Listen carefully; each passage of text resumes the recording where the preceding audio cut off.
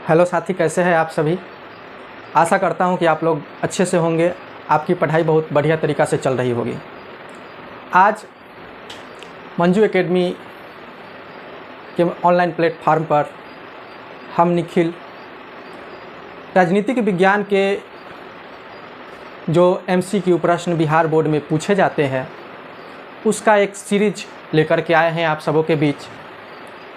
तो शुरू करते हैं हम इस सीरीज का। राजनीतिक विज्ञान सत्ता की साझेदारी पार्ट 1 का MCQ है जो आप सबों के सामने है।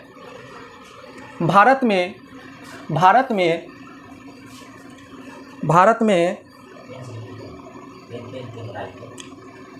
में कहाँ महिलाओं के लिए आरक्षण की व्यवस्था है। तो हम सभी जानते हैं कि भारत में महिलाओं के लिए आरक्षण की व्यवस्था जो कि है पंचायती राज व्यवस्था में। सांप्रदायिक राजनीति के अर्थ संबंधित निम्न कथनों पर गौर करें। सांप्रदायिक राजनीति किस पर आधारित है? हमारा ऑप्शन है एक धर्म दूसरे धर्म से श्रेष्ठ है। एक धर्म दूसरे धर्म से श्रेष्ठ है। विभिन्न धर्मों के लोग समान नागरिक के रूप में खुशी खुशी साथ रहते हैं।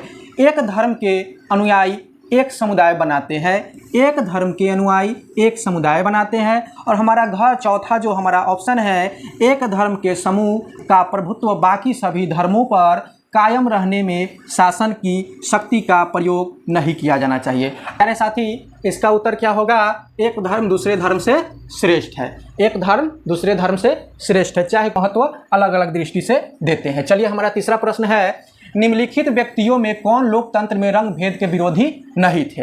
निम्नलिखित व्यक्तियों में कौन लोकतंत्र में रंग भेद के विरोधी नहीं थे? ऑप्शन 1 है मार्टिन लूथर किंग, दूसरा है महात्मा गांधी, तीसरा है ओलंपिक धावक टॉमी स्मिथ एवं जॉन कार्लेस, चौथा है हमारा जेड गुड्डी। तो हम सभी जानते हैं कि लोकतंत्र में रंग भेद के विरोधी कौन नहीं थे। तो कौन नहीं थे? जेड गुड्डी जो थे वो लोकतंत्र में रंग भेद के विरोधी नहीं थे। चलिए फिर अगला प्रश्न की तरफ बढ़ते हैं। भारतीय संविधान के बारे में इनमें कौन सा कथन सही है? भारतीय संविधान के बारे में इनमें कौन सा कथन सही है? तो यहाँ पे हमारा ऑप्शन ए है, यह धर्म के आधार पर भेदभाव की मनाही करता है। दूसरा है, यह एक धर्म को राजकीय धर्म बनाता है। फिर हमारा तीसरा ऑप्शन है, सभी लोगों को कोई भी धर्म मानने की आज़ादी देता है। फिर हमारा चौथा ऑप्शन है, किसी धार्मिक समुदाय में सभी नागरिकों को बराबरी का अधिकार देता है। तो प्यारे बच्चों, आप इसका उत्तर बताएंगे कि इसका उत्तर क्या होगा? संविधान के बारे में इनमें कौन सा उत्तर सही है? तो ये उत्तर भी गलत है और ये उत्तर भी गलत है। हमारा उत्तर क्या होगा? यह धर्म के आधार पर भेदभाव की मनाही करता है। चाहे हम हिंदू हो, मुस्लिम हो, सिख हो, ईसाई हो, चाहे किसी भी धर्म किसी भी संप्रदाय को हो, हमारा देश का हमारा संविधान ये अधिकार देता है कि आप किसी धर्म किसी जाति से आप भेदभाव नहीं कर सकते हैं। ये हमारा धर्म संविधान हमको इसकी आज़ादी नहीं देता है। चलिए हम इसके आगे का प्रश्न देखते हैं। भारत में सर्वोच्च न्यायालय के न्यायाधीश की नियुक्ति कौन करता है? क्या प्रधानमंत्री करता है? क्या राष्ट्रपति करते हैं? क्या संसद करता है? या कोई नहीं करता है? तो हम सभी जानते हैं कि भारत के सर्वोच्च न्यायालय के मुख्य न्यायाधीश की नियुक्ति कौन करते हैं? राष्ट्रपति करते हैं। अभी वर्तमान में जो राष्ट्रपति हमारे हैं वो कौन से है? द्रौपदी मुर्मू है। चलिए हम अगला प्रश्न की तरफ चलते हैं। वित्तीय राजधानी के रूप में कौन सा शहर जाना जाता है? वित्तीय यानी कि मुद्रा, पैसा, क्या होगा? पैसा, इस सब का राजधानी क्या होगा? वित्तीय राजधानी के रूप में। क्या बेंगलुरु को जाना जाता है? बिल्कुल नहीं जाना जाता है। नई दिल्ली क्या हो गया? हमारी राजधानी हो गई। आप सभी को पता है कि नई दिल्ली हमारी राजधानी हो गई। बेंगलुरु क्या हो गया? सिलिकॉन सिटी के नाम से जाना जाता है। सिलिकॉन सिटी, बेंगलुरु क्या हो गया? सिलिकॉन सिटी हो गया। पटना क्या हो गया? प्यारे बच्चों, हम सभी जानते हैं कि पटना क्या हो गया? बिहार की राजधानी हो गई। बिहार की राजधानी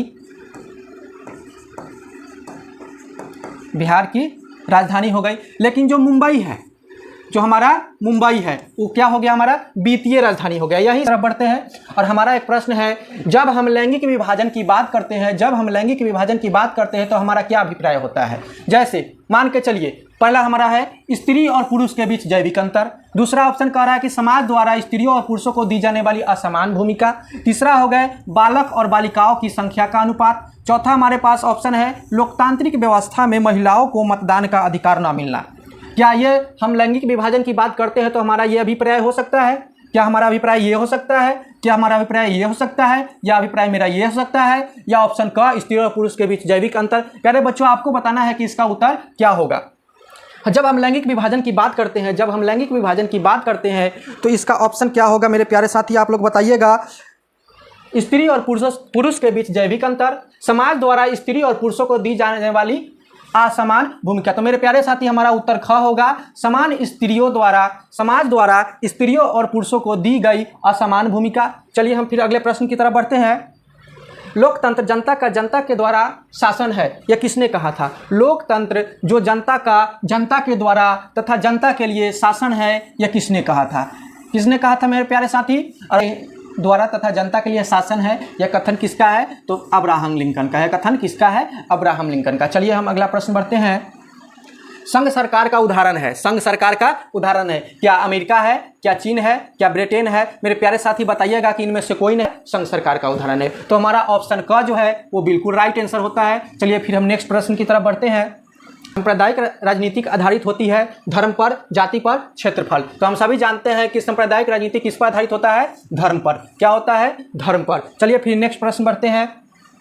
1967 ईस्वी तक भारतीय राजनीतिक में निम्नलिखित में से किसका वर्चस्व रहा? आते हैं स्वर्ण जाति का वर्चस्व 1967 से पहले राजनीतिक में था। ठीक है बच्चों, अब फिर हम आगे बढ़ते हैं। भारत में समाज सुधार आंदोलन में निम्नलिखित में किसका योगदान रहा? भारत में जो समाज सुधार आंदोलन रहा उसमें किसका योगदान रहा? तो हम सभी जानते हैं ज्योतिबा फुले, महात्मा गांधी, डॉक्टर भीमराव अंबेडकर। क्या इन तीनों का योगदान हमारे समाज सुधार आंदोलन में बहुत योगदान रहा है? तो क्या करते हैं, यह उपयुक्त तीनों सही होगा। चलिए फिर हम नेक्स्ट प्रश्न की तरफ बढ़ते हैं और हमारा अगला प्रश्न ये रहा। सामाजिक विभाजन निम्नलिखित में कौन सी अभिव्यक्तियां है? क्या धर्म के आधार पर है, क्या जाति के आधार पर है, क्या लिंग के आधार पर है, या उपयुक्त सभी के आधार पर है? मेरे प्यारे बच्चों इसका उत्तर क्या होगा आप बताइएगा।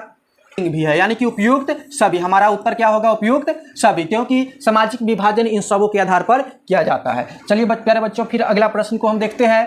भारतीय संविधान के किस अनुच्छेद में सभी नागरिकों को स्वतंत्रता का मूल अधिकार दिया गया है?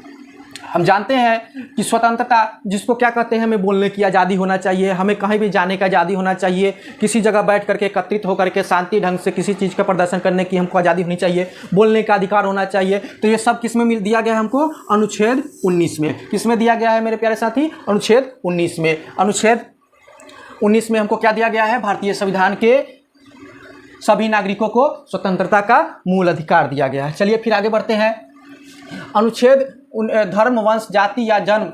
अनुच्छेद धर्म, वंश, जाति या धर्म, स्थान के आधार पर किसी प्रकार के भेदभाव का निवेश किया गया है कौन से? तो क्या होगा हमारा? अनुच्छेद 15 हो जाएगा, जिसमें चलिए मेरे प्यारे साथी फिर अगला प्रश्न हम देखते हैं। वर्ण व्यवस्था का व्यवस्थित रूप है। वर्ण व्यवस्था का व्यवस्थित रूप है। क्या व्यवस्थित रूप पहले ब्राह्मण है, क्षत्रिय है या वैश्य है? तो क्या होगा? सबसे पहले ब्राह्मण, फिर क्षत्रिय, फिर वैश्य और फिर शूद्र। व्यवस्था हम ध्यान देंगे, व्यवस्था यानी कि ये तीनों व्यवस्था। तो ये हमारा प्यारे बच्चों गलत होगा, ये भी गलत होगा और ये भी गलत होगा, और व्यवस्था हमारा ये सही होगा, क्योंकि हमको व्यवस्थित करना है एक क्रम में। ये पहला हो जाएगा, ये दूसरा, ये तीसरा और ये चौथा। चलिए प्यारे बच्चों हम अगले प्रश्न की तरफ बढ़ते हैं। चलिए प्यारे बच्चों आज हम प्रश्न 17 पर इन करते हैं और ये आपका रहा होमवर्क HW। फिर हम नेक्स्ट क्लास में मिलते हैं एक नए सीरीज के साथ, जो हमारा 17 से आगे प्रश्न होगा। इसके लिए आप हमारे मंजू GS एकेडमी से जुड़े, सब्सक्राइब करें और लाइक शेयर करना ना भूलें। जय हिंद।